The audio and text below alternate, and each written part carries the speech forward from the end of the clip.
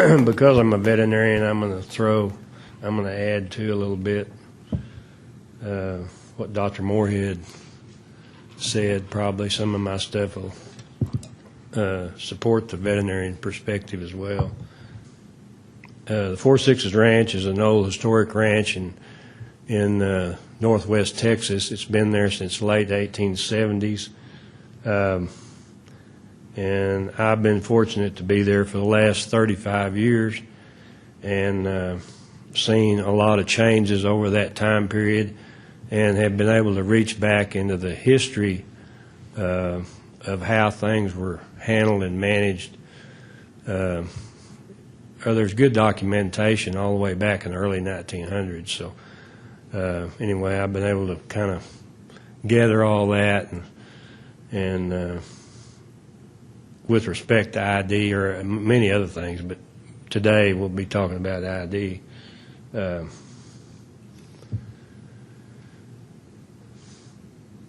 And I think, you know, in the early days, because of the numbers of animals involved, horses we're talking about, in this case, you know, over a time period, they ran up to 300 broodmares at some times, and you know, there was a need for identification in those horses and keeping up with who they were and where they were and so forth. And in brands, you know, it's just a part of the American West. Just a fire brand was used, and you know, it was, you know, they had in our case, the L is the horse brand for the Holden brand for the ranch, but from an identification standpoint, we used mare family number on the mare's jaw or on the animal's shoulder. So anything out of that mare either got assigned a number that went on the offspring's shoulder or jaw, and in addition to that, a year brand on the left buttock and a stud brand on the right buttock, and these are all fire brands, and that's still a, you know, I mean, that's a part of our Western heritage. I mean, that's something we want to, I know we feel strongly about, want to continue doing that, and people come and buy our horses because they've got those brands on them and they really like it. So I know when we apply them now, we do it in a much more humane way with sedation and so forth, and the horses really never know it occurs compared to when they used to rope them and throw them down on the ground and brand them, you know, just like a calf way back there. But anyway, but that's a whole other story. But out of necessity, which I'll kind of embellish a little bit later too, you know, there sprung a need for additional ID support. You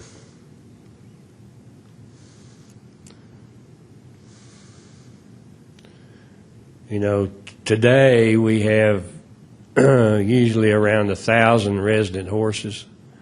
That number has been as many as 1,400. And we have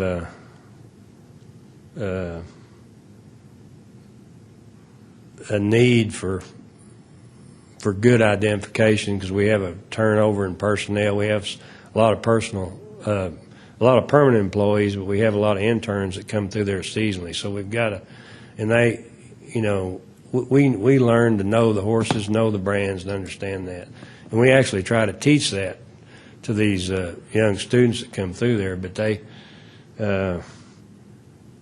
in order to teach them, we give them some tools to use. Some of them are microchips, some of them are the brands and so forth. But you know, digital photographs have been great, and we continue to do that. And I think that's going to be an ongoing deal and incorporate it in the horse's record.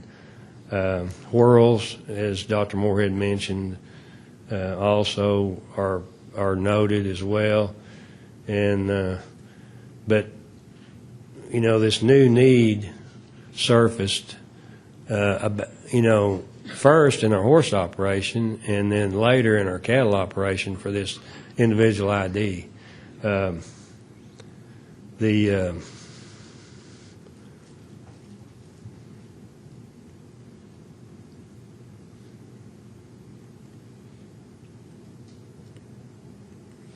Got too many pictures here. But, you know, and, you know, I won't go into this 15-digit internationally recognized thing. You keep hearing that over and over again. You know, but we're currently using the Datamars microchip, referred to as the slim chip by some folks. It's delivered through a 14-gauge needle. We've used other microchips with good success, so I think there's a lot of good options out there. They all utilize the same reader pretty much, as far as I know. But in addition to the brands, the whirls, the digital photographs, you know, we're also using the microchip today and have been for about the last 6 years on all of our horses, and we foal out a number of mares for the public there because we operate a commercial breeding operation, and we automatically, when that foal is born, you know, within the first 48 hours we're putting microchips in them, and we pass that information on to the owner, and we really don't give that option to the owner. We just do it automatically. We don't try to bring that into discussion. Do you want your horse microchip? We just do it. There's a picture of the chip, the Datamars chip. The reader, you know, multiple readers will read. You know, we've got about 6 different readers, I think. Even the one we used on the cattle operation, I saw one over there. The wand, the green wand, is used. We can use it on reading a microchip on a horse. Another picture of the chip, and I threw a picture of the All-Flex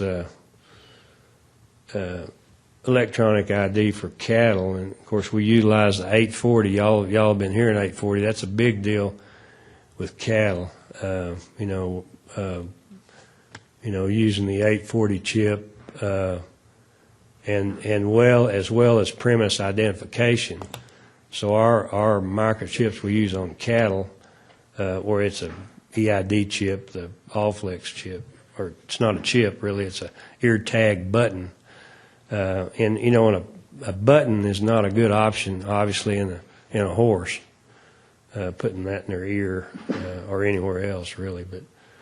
But it is, it does have a premise identification as well as is the 840, tying it here to the U.S. with that EID. And here's I know Craig's going to speak later, but I threw this in, just a copy of one of our registration certificates. And, you know, on the back of that certificate,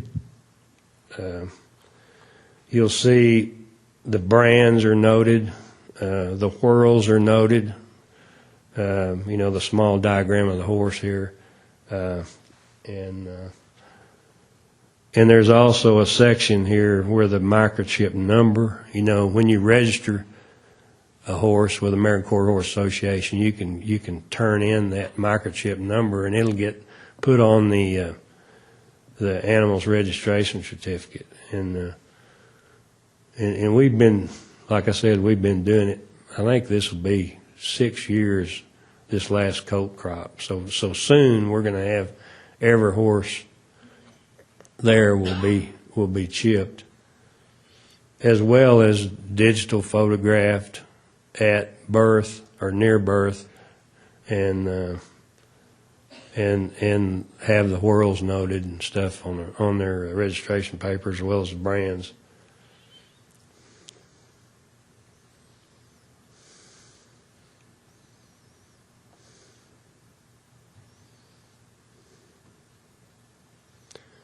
initially, I'll just kind of tell a story of how we initially got driven to a microchip. I told you, we used mare family number brands as well as stud brands and year brands. Well, we've got one real dominant mare family on the ranch.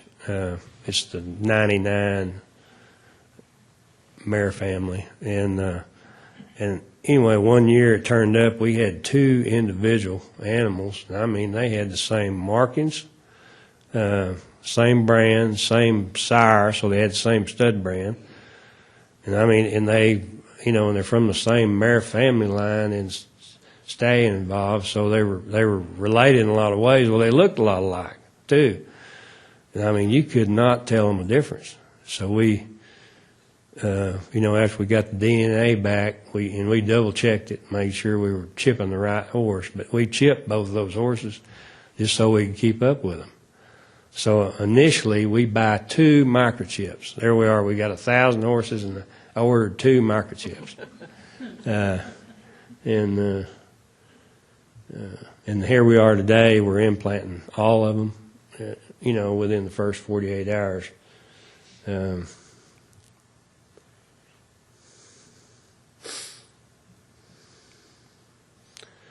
we utilize a real popular. It started out as a horse breeding software program called Wise Options, and they have a website. But I would say in the quarter horse world, it's near unanimously used in most every quarter horse breeding operation. And this software is also used at several universities as well for record keeping and breeding management. They also have a hospital module that we also use, and they're developing a really immensely expanded veterinary practice management module as well. So when they get that done, it's just going to be a terrific program. But it's for keeping up with all the things we're doing.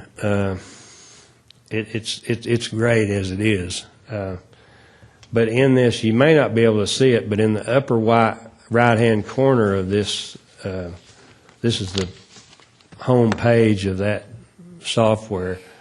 There's a search area up there in the upper right corner. And you can, so if we get some of our interns, we run some yearlings in there that have got some injuries and they don't know who they are. They go back there and they can scan them and come in there, enter the number in that search deal, and it'll just pop right up there who it is, and then we've got a way then that we can actually hospitalize that animal in this software and follow them.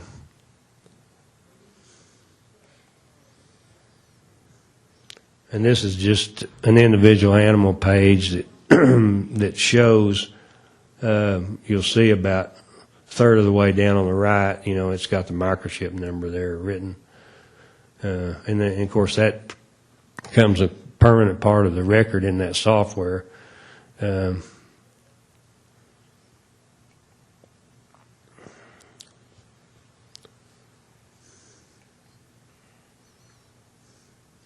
of the things I don't want to forget to mention this, because we've already been burned by it once. When you apply a microchip to any age horse, check and see if it already has a chip. Because if you don't and you apply one, see, that reader only reads. Some of these folks in the room may tell me different, but the readers we have only read one chip at a time. So, and you get a horse that's got 2 chips, and you check it, and you'll get a number, and you click it off, and then click it back on. It may read the other number the next time, or it may read the same number twice in a row. But in other words, you can get misled a little bit there if you're not careful. So I think that's one caution anybody needs that's going to implement this program. They need to check to make sure if the horse already has a chip before they apply a new one, because reading it, you might, you never know which one you're going to get each time you read the chip. Anyway, I was afraid I was going to forget that, so I just wanted to throw that in.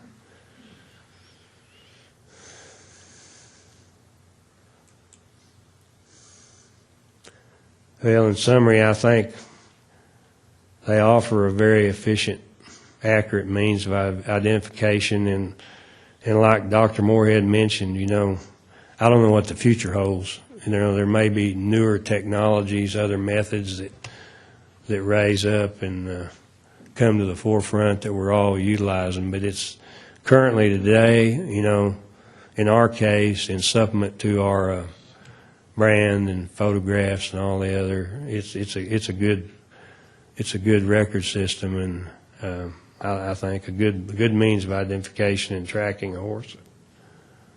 And I know you'll hear from Craig and Matt both, I know, and some of the others, but many of the breeding registries are recognizing the benefits of it, and some of them are, well, they're participating at varying degrees at this point, but I think everybody's looking at it because it's obviously a very good system.